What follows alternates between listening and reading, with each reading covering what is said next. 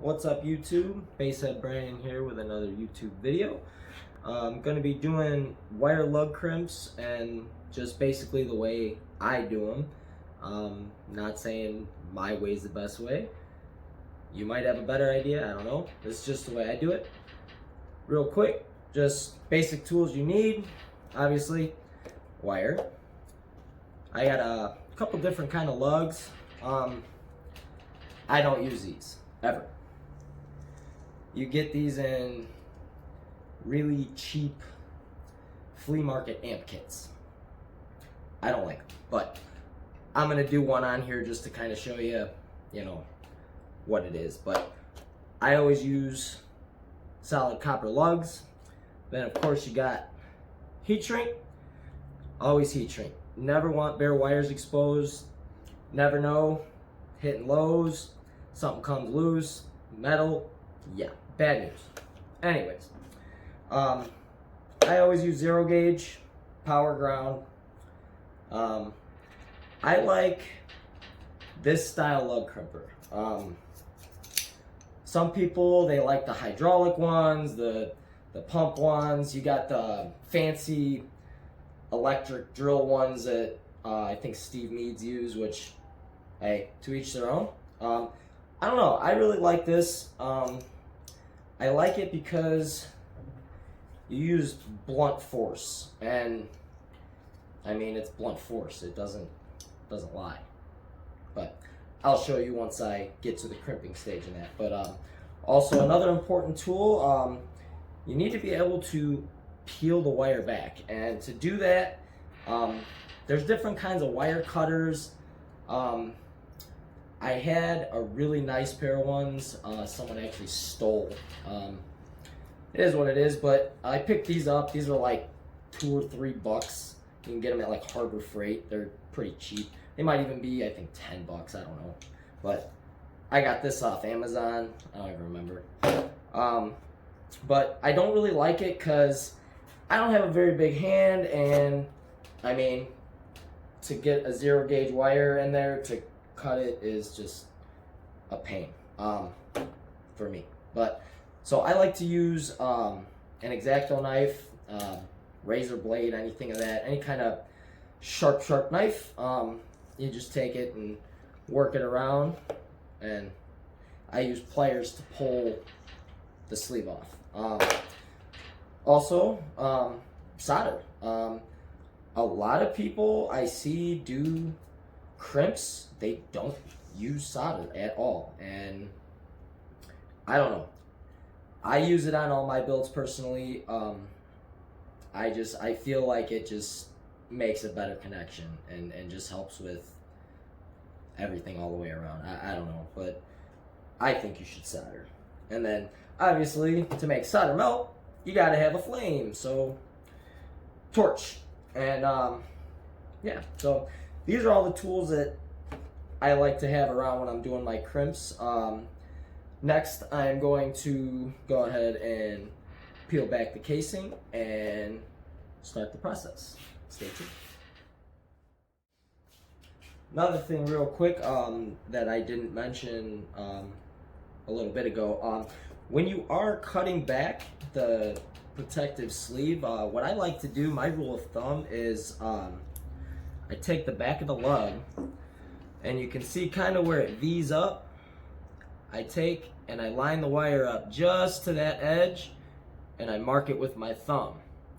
That way I know once I push the copper wire inside the lug, it's all the way in there as far as it can go. That way when I make the crimp, you're getting solid wire instead of just the edge.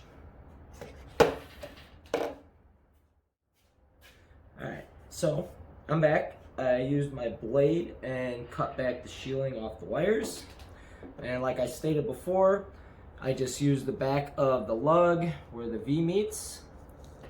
And as you can see, it's perfectly lined up. Alright, so now the next thing I like to do, which I don't know, I feel like it's a little bit different than what some other people do, is I actually like to take my solder and I use small needle nose pliers, and I just fold the solder over about 2 or 3 times till I get a good chunk. I'll show you in a second here. Alright, so like that. Then I cut it. Alright, so just to give an idea, just a small piece of solder like that. And then what I do, drop the solder inside the lug. So it's inside there. Then what I do is I'll take the wire, feed the wire into the lug, and I like to twist my wire as I'm pushing the lug on before I crimp it. Okay. And then the next thing, you'll take your lug crimper, and you'll feed the wire into the lug crimper like that. I like to always make sure my lug is perfectly flat and level. Kind of like that right there. There we go. And then what you'll do is you'll take this sledgehammer and beat it a few times until the part on here, the lug crimper, which actually, I don't know, it's kind of hard to see. Maybe you can see it, I don't know. But there's actually a plus sign dimple on there, and what that does is when you strike it and it crimps the lug down, it creates that plus pattern into the wires, giving it an extra hold. So now what I'm gonna do is take and crimp this lug. Real quick, I also mentioned this other lug that I don't ever use, but I figured it's something I would add in here just, to show another option if you're not able to come about the copper lugs. This one I just crimped, like I stated before. As you can see, the plus mark dimple in there is all the way down, and now remember, I put solder in there, and I put solder in there for a reason. And once I crimp this one, I'll show you what that solder was put in there for. So I got this other wire crimped, and as you can see, yeah, that's not cool. That's exactly why I do not use these style lugs. They're split in the middle. I mean, as soon as you hit them down, they like to go the other way.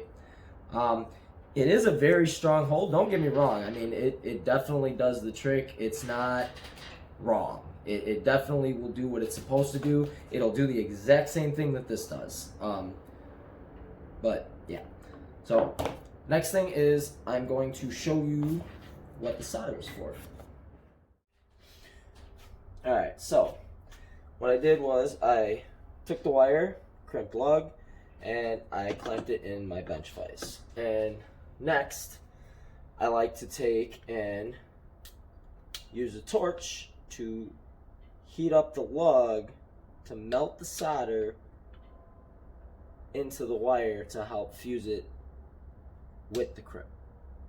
And the way I go about it, I heat up both sides, and I'm going to show you. You can actually see the moment the lug and the solder gets to melting point and melts. You can't see it melt literally because you can't see inside there, but you can actually see the color formation and everything set up. But yeah, so I'm going to go ahead and bring you in closer so you can see the changing in the colors, and then we'll get to the final steps of finishing up crimping this lug.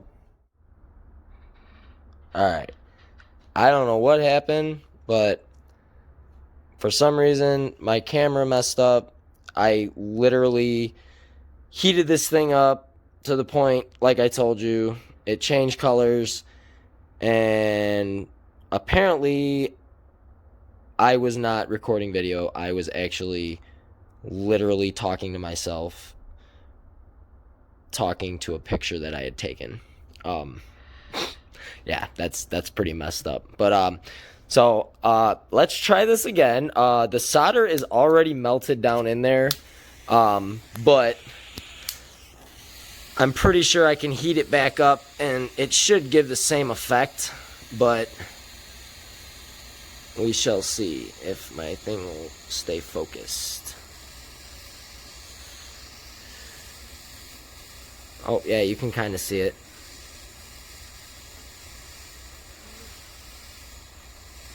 Alright, there we go. So you see how when I run the flame over it, you can see it draw out.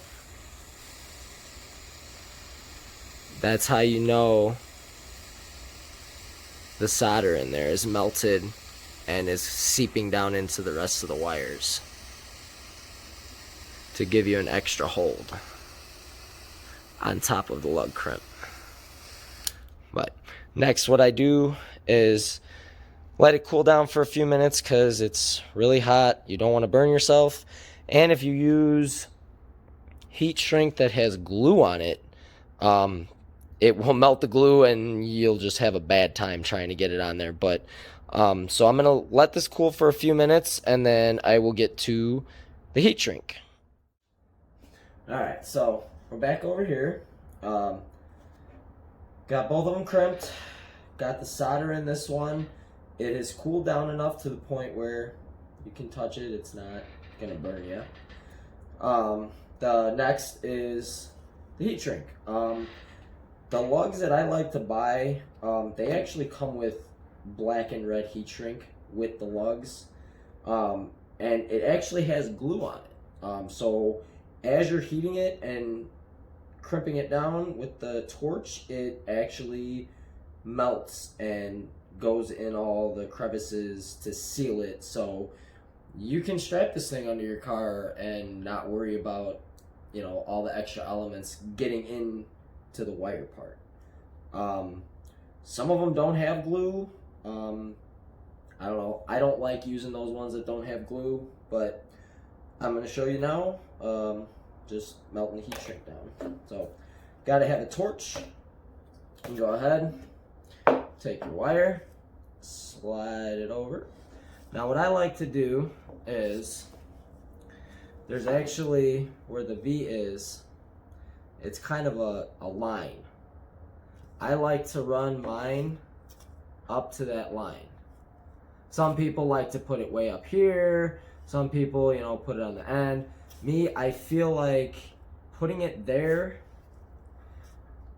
it not only looks cleaner, but also when you go to actually mount the wire down and bolt it down to whatever, the fuse, the bolt, the ground, whatever, your heat shrink is actually up off of the flat part of the wire. So when you bolt it down, you're not going to get that frayed, bit up edge that you would get if you torque it down with it being, you know, say all the way up to the edge like that.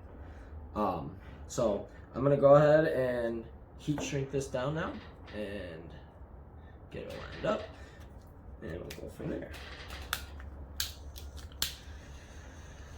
So you want to move the torch over it at an even heat. You don't want to stick in one spot for too long because it'll cause it to burn. But you just slowly spin the wire and go around with it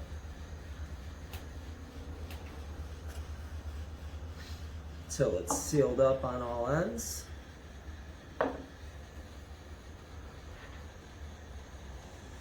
And then I'll show you on the back side here, the glue actually seeps out.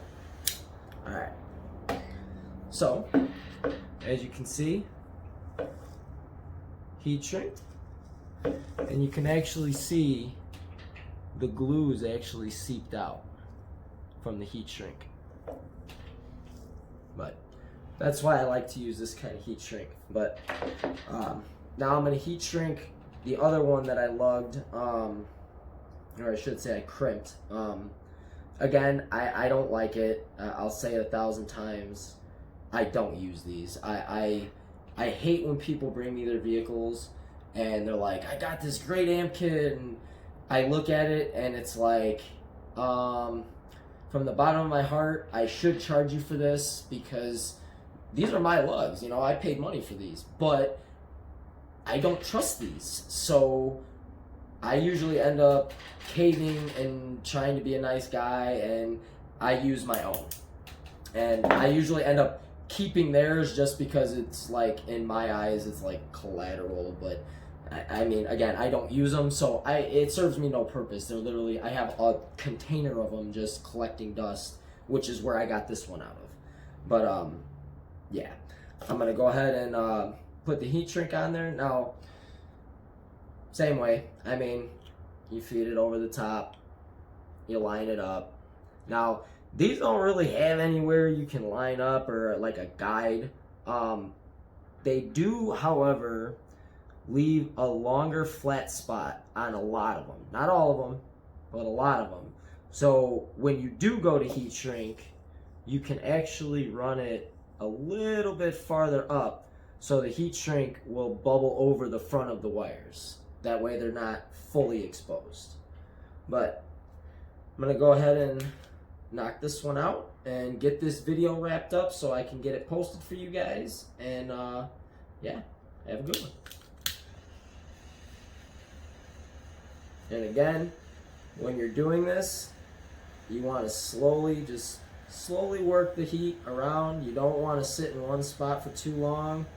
And actually, since I am never going to use this again, I'll actually show you what happens if you do leave it in one spot for too long. Real quick, here, check this out. So, yeah, we're just going to sit there, and so that was gross. But anyway, so as you can see, it literally just burns the crap out of it.